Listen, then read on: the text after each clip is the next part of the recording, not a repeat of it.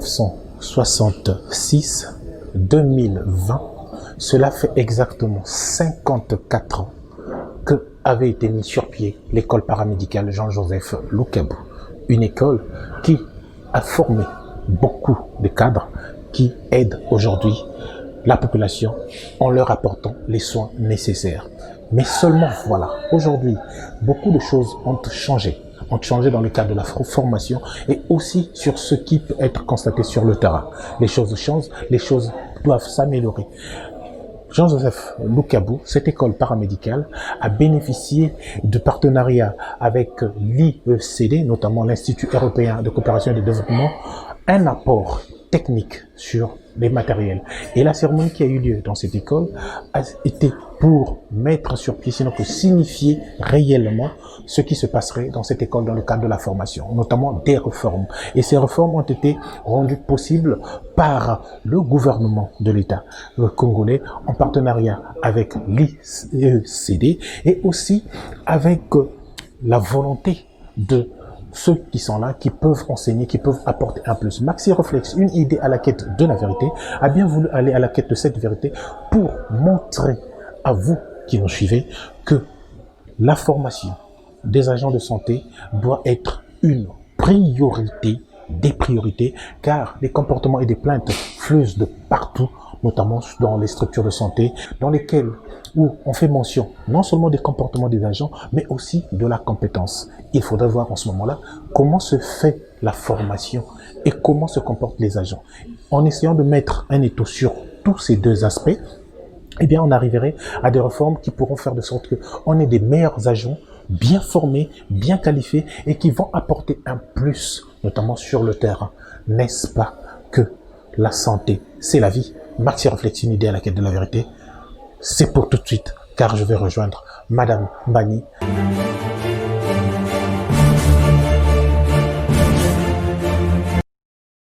Il s'est agi de l'inauguration des salles de travaux pratiques et des soins obstétriques comprenant un lit d'examination de la femme, de l'accouchement, une réanimation du nouveau-né au cas où cela s'avère nécessaire et autres. Des magasins de soins obstétriques et infirmiers, des salles de travaux pratiques, de laboratoires et des soins infirmiers. Fruit de la coopération entre le gouvernement de la République et l'Institut européen de coopération et de développement, bénéficié à l'école paramédicale Jean-Joseph Loukabou. Ceci à la grande satisfaction de sa directrice générale qui n'a pas caché sa reconnaissance.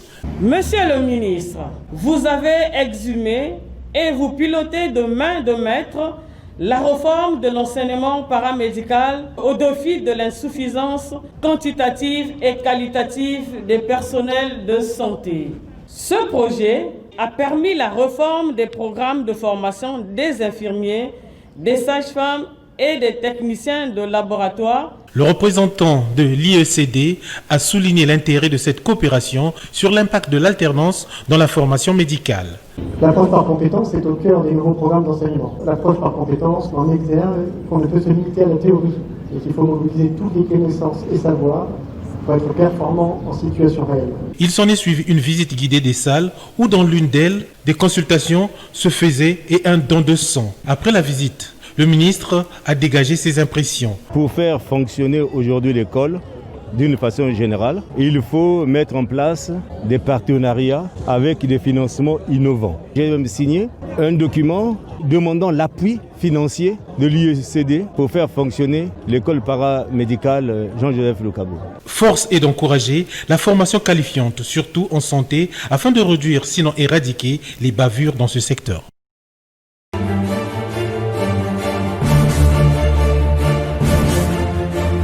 Mesdames, Messieurs, une fois de plus, bonjour. Je vous retrouve donc après avoir suivi cet élément que vous venez de suivre, notamment qui nous met dans notre émission d'aujourd'hui, la thématique de la santé, notamment l'importance des réformes dans le cadre de la formation des agents de santé. Et nous recevons, comme je vous l'ai dit, et vous avez suivi avec les images, la directrice de l'école Jean-Joseph Loukabou. Madame, Bonjour, monsieur le journaliste. Bienvenue dans l'émission Maxi Reflex, une idée à la quête de la vérité. Et nous sommes venus vers vous pour aller à la quête de cette vérité. Déjà, les images qui sont passées, ce reportage qui vient de passer, c'est sur la cérémonie qu'il y a eu ici à l'école Loukabou, notamment sur l'inauguration de certaines salles. Vous vous étiez là, vous avez pris la parole et on a vu, vous avez été très pointu, notamment sur ce qui est la réforme de la réforme dans la formation des agents de santé. Mais avant qu'on tombe là-dessus directement, est-ce qu'on peut savoir, moi je sais, Madame Pani, directrice de l'école commune, mais qu'est-ce qu'on peut savoir de plus pour les téléspectateurs? Merci, monsieur le journaliste, de m'avoir accordé la parole et soyez les bienvenus. Merci beaucoup. Moi, c'est Madame Mbani Karine Landry. Je suis sage-femme, diplômée d'État, titulaire d'un master en sciences infirmières et obstétricales, option gynécologie, obstétrique. Voilà, donc, Madame Bani, nous sommes venus vers vous. Pour entrer dans le vif de notre thématique, on aimerait savoir, pour vous, qu'est-ce que l'événement, la cérémonie de l'inauguration de ces salles a représenté pour vous? L'inauguration de ces salles a été un grand bonheur pour moi. Parce que nous avons eu besoin de ces salles-là, des salles, non pas seulement des salles, mais surtout du matériel. Surtout avec la réforme des écoles paramédicales, l'étudiant est au centre et la pratique domine. Donc il faudrait qu'on ait du matériel pour ces pratiques-là. Et le processus a été long. Il a été long. C'est le chef, le coordonnateur chef de projet, le professeur Deleko, qui, dans tous ses efforts pour instaurer cette réforme-là, a eu avoir un contrat avec l'IECD, l'Institut européen de développement et de coopération. Et c'est ce partenaire qui nous a fourni tout ce matériel. Donc ça a été vraiment un grand bonheur pour moi. Alors, un grand bonheur. Nous avons vu le matériel et, sauf si je ne me trompe, c'est le matériel qu'on ne trouve pas facilement sur place et peut-être pas dans certaines écoles. Vous avez été privilégié pour ça. Est-ce que la cohésion existe réellement entre ce matériel et la quintessence de la formation que vous voulez donner aux agents? Oui, bien sûr, la cohésion y est. La cohésion y est. C'est vraiment du matériel aussi bien sophistiqué. Donc avec le partenaire aussi, nous avons eu à être formés sur certains mannequins que nous avons sur place. Et nous aussi, à notre niveau, nous allons le transmettre. Parce que c'est vrai que je suis directrice de l'école paramédicale, mais je suis aussi enseignante. Je suis aussi enseignante, surtout dans toutes les filières, hein, les sages-femmes, les infirmiers et les agents techniques de santé. Donc il faudrait que j'ai la maîtrise aussi de ce matériel-là pour pouvoir transmettre les compétences auprès des apprenants. Non seulement votre veste de directrice, vous êtes aussi dans les salles. Je suis dans les salles. J'enseigne aussi. Parce que comment je pourrais vous dire ça? C'est une passion pour moi. Transmettre ce que je connais. Transmettre les compétences que j'ai. Et les compétences que j'ai acquises avec mon master coïncident bien avec les réformes que nous apportons au niveau de l'école paramédicale, avec le changement de programme. Donc ça coïncide très bien avec ce que j'ai appris. Alors, l'école paramédicale ici au Congo existe depuis 1966.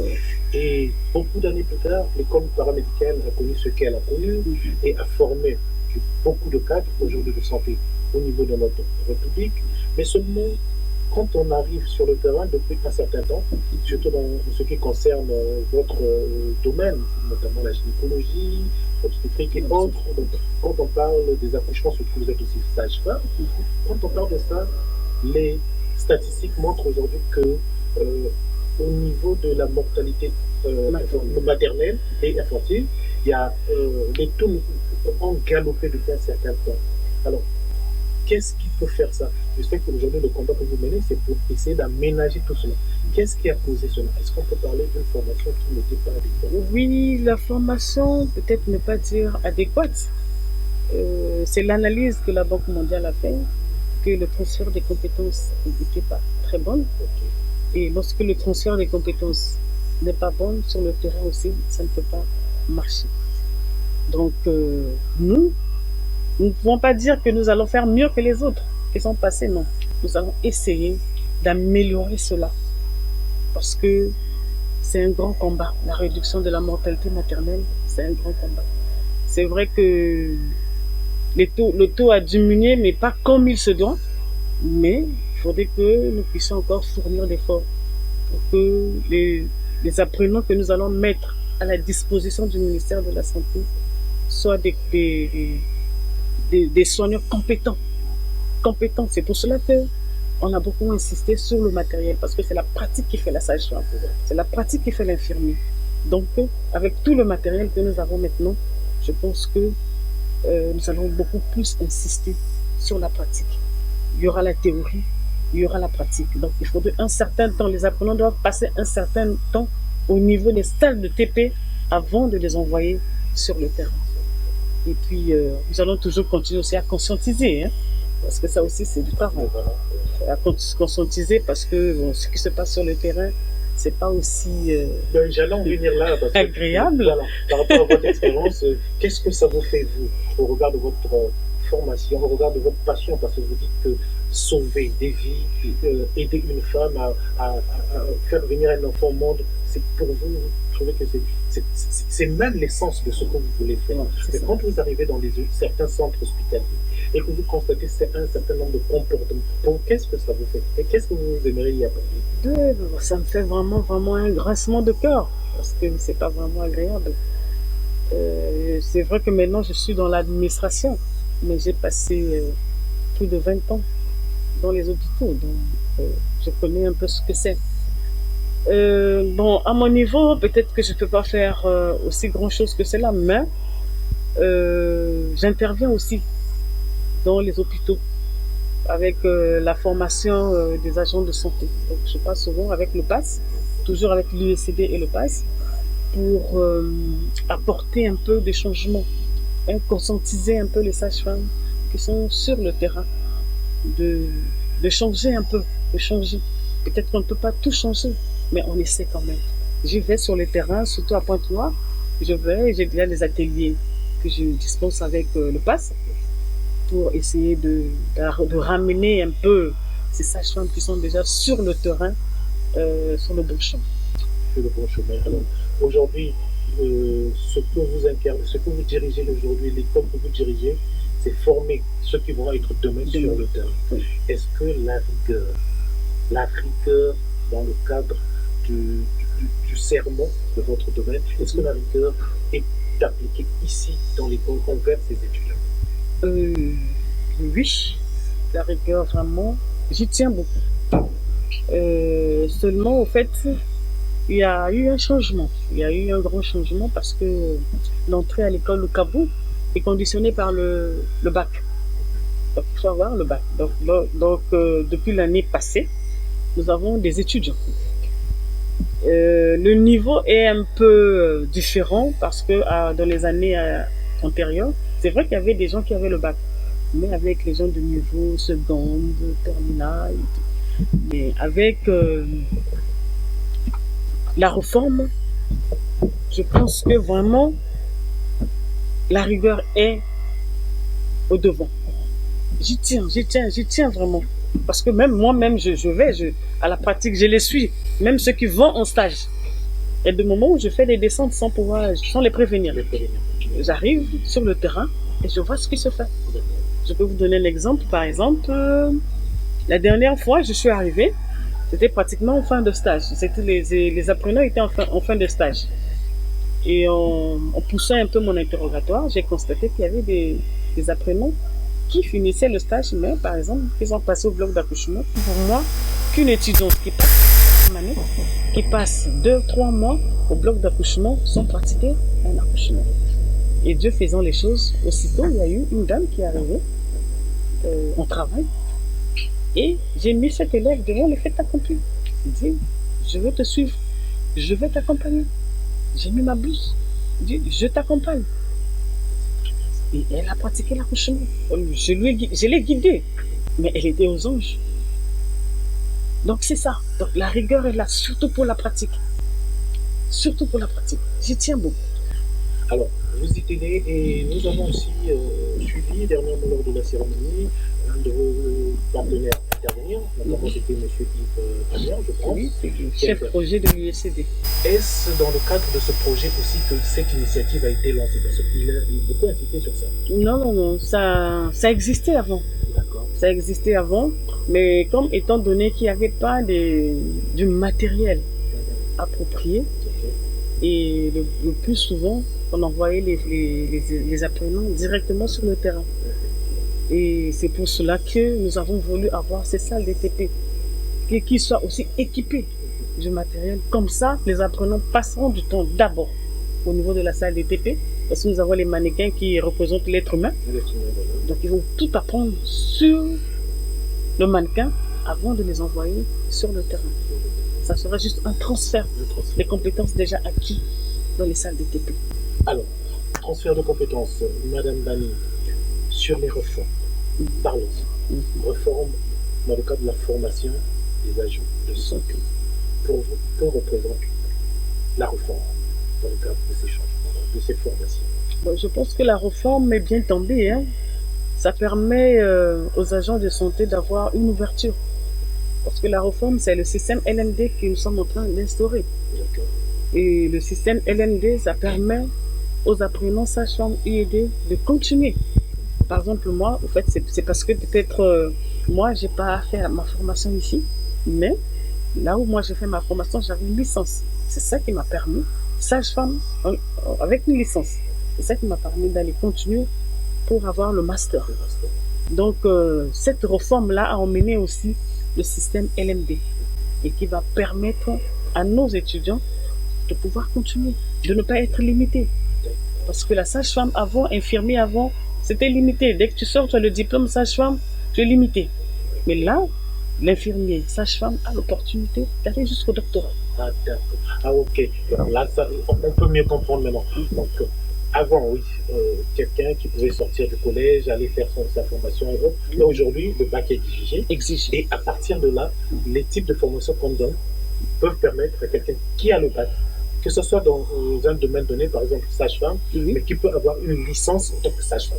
Parce et que un là, master en tant que sage-femme. Parce que là, ils auront l'équivalent de la licence professionnelle. Donc, bac plus 3. Donc ça permettra à cet étudiant, par exemple, de s'inscrire peut-être hors du pays et continuer son cursus. Et toute cette réforme, si ce n'est pas dans le cadre du projet, donc c'est le gouvernement qui a mené le... Oui, c'est le gouvernement qui a instauré... Et je crois comprendre aussi que le professeur Bileko en est pour quelque chose. Oui, il en est pour quelque chose. C'est lui qui est à la tête de cela. Et comme étant chef coordonnateur de ce projet de réforme, il est dans l'obligation de chercher des partenaires. D'accord. Voilà, donc ce sont ces partenaires-là qui sont venus nous donner du matériel pour que nous puissions mettre en application cette réforme. Alors ici on a parlé du partenariat. Aujourd'hui, vous êtes l'école Jean-Joseph Loukabou est partenaire avec l'Institut européen de coopération et de développement, l'IECD. Aujourd'hui, comment ça se passe, ce partenariat avec Jean-Joseph Loukabou? Le partenariat se passe très bien. C'est vrai qu'ils nous ont fourni du matériel, ils ont aménagé une salle de TP, mais il y aura un suivi.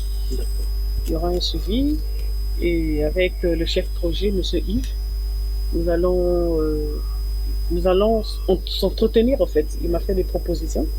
Donc il y aura du personnel de l'IECD qui viendra accompagner le personnel administratif et le personnel enseignant.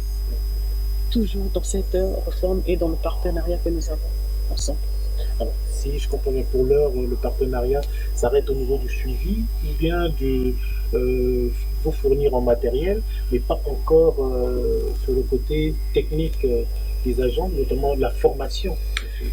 C'est pour ça que j'ai parlé de l'accompagnement pédagogique.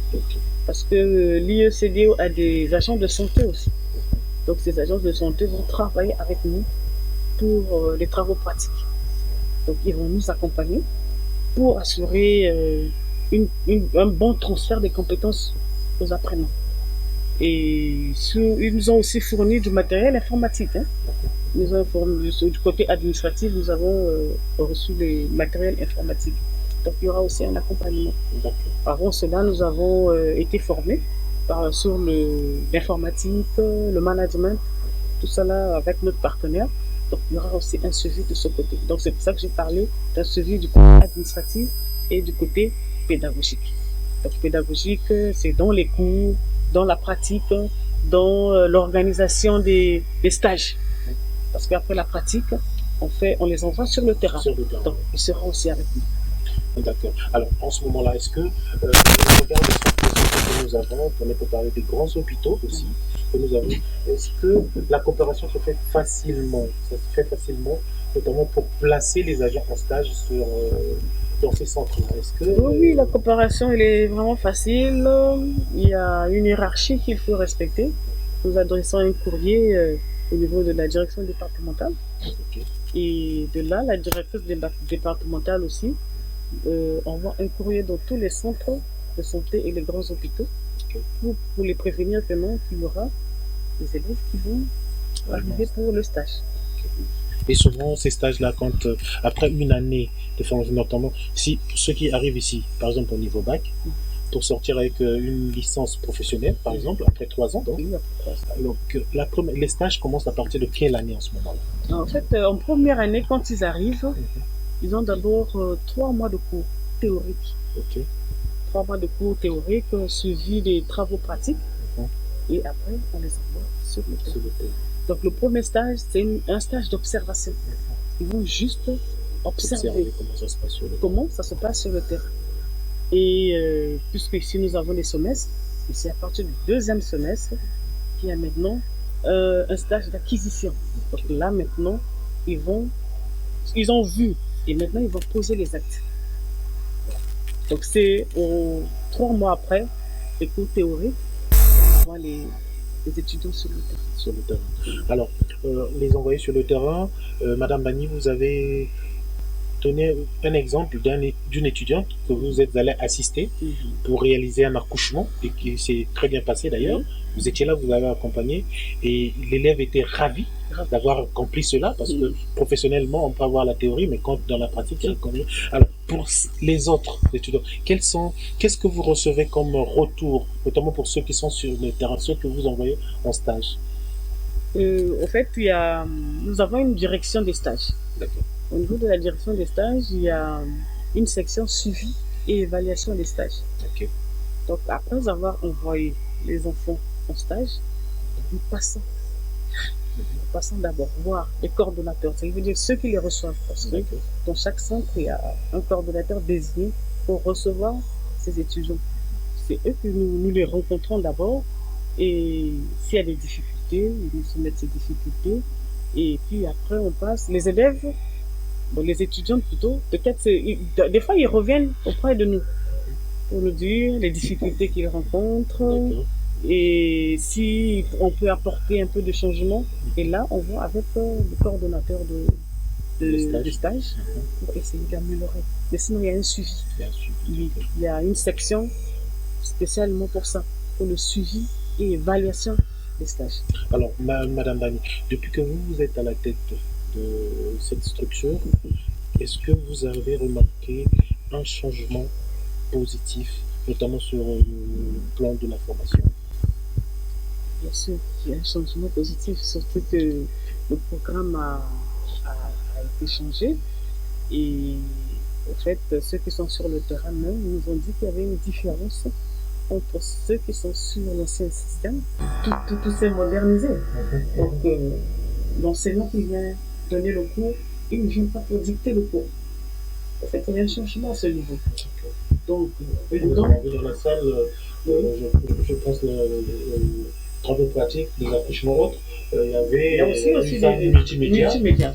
Oui, donc l'enseignant vient, il donne le titre du cours, les objectifs du cours, le plan du cours, et le reste se fait par les étudiants. Ils vont faire des recherches. Et ils viennent, ils font des exposés. D'accord. C'est plus, elles retiennent plus dans ce moment-là, parce que l'étudiant a eu à faire la recherche. Et il retient. Et lorsqu'on passe à la pratique, elle transmet les compétences qu'elle a eu à acquérir. Et elle garde Et quand elle arrive, c'est une continuité, c'est une suite. Dès qu'elle arrive sur le terrain, elle retransmet encore les compétences qu'elle a. En fait, il y a eu vraiment une différence.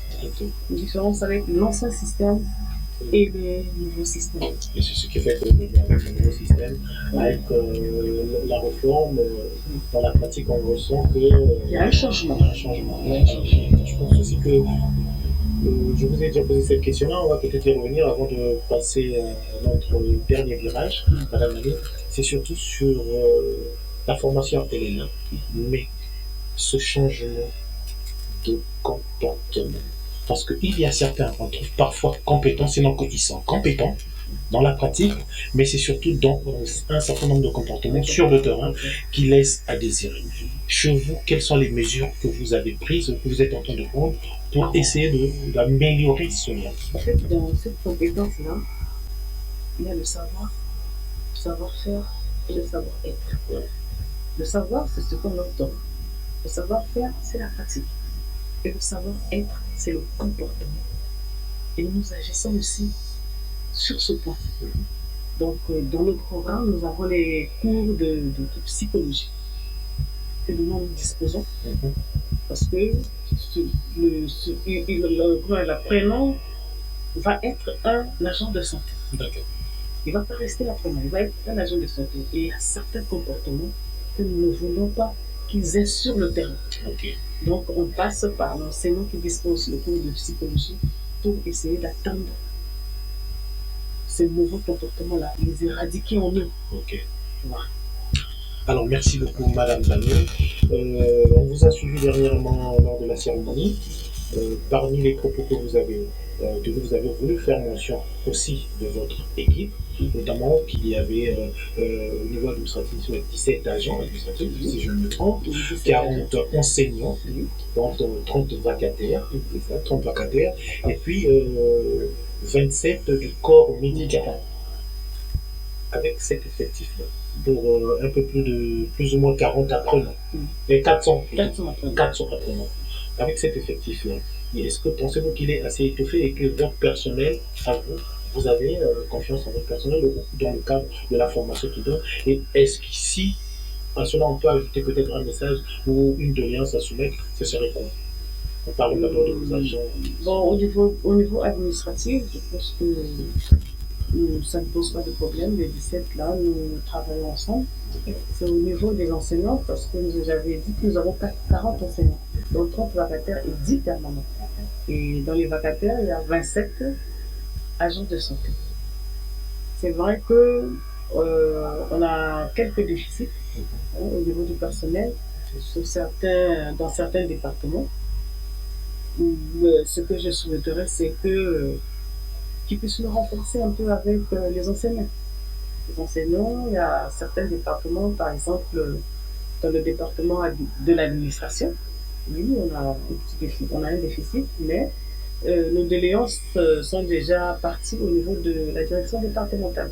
Donc je pense qu'ils vont en tenir compte pour cette année, pour nous envoyer les quelques enseignants qui manquaient à notre niveau. Parce que sinon, les vacataires, malgré qu'il y a un petit souci de paiement des heures, c'est dingue, parce que ce sont des gens qui sont sur le terrain. Donc, ils veulent que ceux qui vont nous remplacer soient compétents. Parce que nous n'allons pas rester éternellement dans les hôpitaux ou bien dans les centres de santé. Donc, il faudrait que ces apprenants ou bien ces agents de santé qui vont nous remplacer soient des gens compétents. Et quand on arrive, qu'on ait confiance à la pratique ou bien aux soins qui vont nous dispenser. Et surtout c'est être fier de savoir qu'on a bien transmis la chose. Qu'on l'a bien transmis, qu'on l'a bien formé. Voilà. C'est le souci que nous avons. C'est ça qui nous pousse tout le temps à venir, à donner le meilleur de nous. Et je tiens à remercier aussi tous ces vacataires. Moi, je tiens à les remercier pour leur dévouement, pour l'amour du métier. Pour l'amour du métier, alors dans le cadre de cette pratique, toujours en faisant référence à la cérémonie de la dernière fois, nous avons aussi constaté qu'il y avait des consultations qui se réalisaient et puis un don de sang. ce côté-là, c'était juste parce qu'il y avait cet événement, ou bien c'est quelque chose que l'école voudrait bien pérenniser pour essayer de mettre dans le bas ces étudiants? Non, en fait, c'était pas pour l'occasion, non. À chaque début d'année, les enfants, les élèves, les apprenants que nous avons doivent réaliser des visites médicales systématiques. Voilà. Donc, ce sont des visites médicales systématiques en fait, qu'on a voulu juste combiner avec l'inauguration. Et sinon, il y a une note circulaire signée par le ministre qui exige à chaque début d'année que tous les apprenants puissent faire des visites systématiques. Donc c'était déjà organisé, mais c'est tombé à pile avec l'inauguration que nous avons eue. Alors, à vous entendre parler dernièrement, cette année académique va vers la fin. Il y a une autre année qui va commencer. Je crois que la rentrée, ça sera en décembre, le 1er décembre. Alors, à ce niveau-là, les préparatifs, comment ça se passe? Puisque le 1er décembre, c'est déjà demain. Oui, au fait, lorsque nous avons repris le 12 octobre, nous avons commencé d'abord avec le deuxième semestre qu'on n'avait pas fini, avant d'aller en confinement.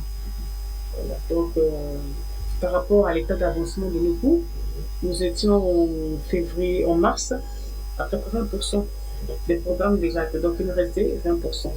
Mais avec le système LMD ou de l'approche par compétence, on ne pouvait pas associer seule la note du premier semestre ne pouvait pas suffire pour que les élèves passent au deuxième année. Il faudrait achever le programme. Comme c'est le système LMD, à tout temps, on peut commencer notre rentrée. Donc c'est pour cela qu'on nous avait donné pratiquement 1 mois et demi pour achever le programme, les 20% des programmes qui restaient avant d'entamer la nouvelle rentrée scolaire 2020-2021. Et ça se passe bien. Normalement, d'ici le 23, on doit pouvoir arrêter. Donc, dans l'organisation, nous avons déjà même nos emplois du temps déjà prévus pour cette rentrée.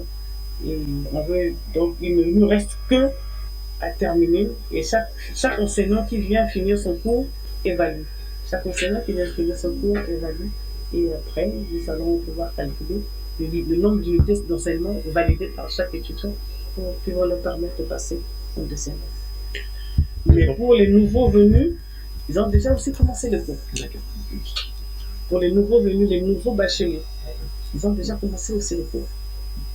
Non, eux, ils ne vont pas attendre le 1er décembre pour commencer le cours. Non. Mais pour eux, ils avaient déjà entamé aussi leur cours. Et les premières années en instance de passage en deuxième année vont terminer leur programme et puis commencer la deuxième année le 1er décembre. Commencer la deuxième année le 1er décembre. Alors, Madame Dani, on va se quitter, mais avant qu'on se quitte, peut-être en tant que directrice de l'école, un message à l'endroit des étudiants, aussi un message sans doute sur ce que vous attendez du gouvernement ou encore de vos partenaires. Et je pense que s'il y a quelque chose à y ajouter, vous pouvez toutefois y ajouter. Pratiquement tout a été dit dans le discours que j'avais prononcé, surtout au niveau des doléances. Voilà, je pense que le ministre avait pris en compte des doléances et là nous attendons que le retour se fasse. Mais seulement je tiens à remercier aussi nos partenaires parce qu'ils ne se sont pas arrêtés là. Normalement, après l'inauguration, peut-être que le contrat que nous avons eu avec eux devait s'arrêter. Mais ce qui me réjouit, c'est parce qu'il y aura un suivi. Voilà, il y aura un suivi, une continuité. Et je pense qu'eux aussi, à leur niveau, ils sont en train de vouloir négocier pour qu'il y ait une continuité. Et je tiens aussi à remercier, bien sûr, notre président d'avoir compris pour cette réforme-là et le ministre. Parce qu'ils veulent que nous ayons des agents compétents sur le terrain. Et je pense que c'est quelque chose qui leur tient à cœur, ainsi que le professeur de l'école. Et je les remercie aussi de la confiance qu'ils m'ont faite. Et moi, à mon niveau, je ferai de mon mieux. Peut-être dire l'impossible pour que cette réforme-là puisse avoir lieu comme il se doit. Qu'à la fin, j'ai des apprenants vraiment compétents. C'est mon souhait. Est-ce qu'il y a un message à l'endroit de ces apprenants-là? Aux apprenants, le message, c'est qu'ils sont à l'écoute aussi. Ils sont à l'écoute. Et qu'ils bossent, qu'ils travaillent. Nous sommes toujours disponibles. En cas de difficulté, de là où ils ne comprennent pas, de se rapprocher toujours de nous. Toujours, toujours. Parce que qui n'est pas un blocage ou un barrage entre nous, nous. Qu'ils puissent venir, nous sommes là, nous sommes à l'écoute. Parce que nous voulons qu'ils soient bien formés, qu'ils soient compétents. C'est notre souci à nous. Donc, au niveau des apprenants, je leur dirais que nous sommes disponibles pour eux. À tout moment, ils peuvent toujours se rapprocher de nous. Disponible pour les apprenants à tout moment. On peut toujours compter sur l'administration de l'école Jean-Joseph Loukabou. Merci beaucoup, Madame Banou. Merci à vous, monsieur le journaliste. Alors, Maxi Réflexion, une idée à la quête de la vérité, la quintessence du savoir. Vous venez de suivre cette expérience, notamment pour permettre ce qu'il y ait un changement dans le cadre de réforme de formation des agents de santé. Ce qui se passe sur le terrain, nous le savons, mais ce qui va arriver, et aujourd'hui, avec ces changements, on ne souhaite que Maxi Réflexion, une idée à la quête de la vérité. On se retrouve le samedi prochain, même chaîne, même heure. Au revoir.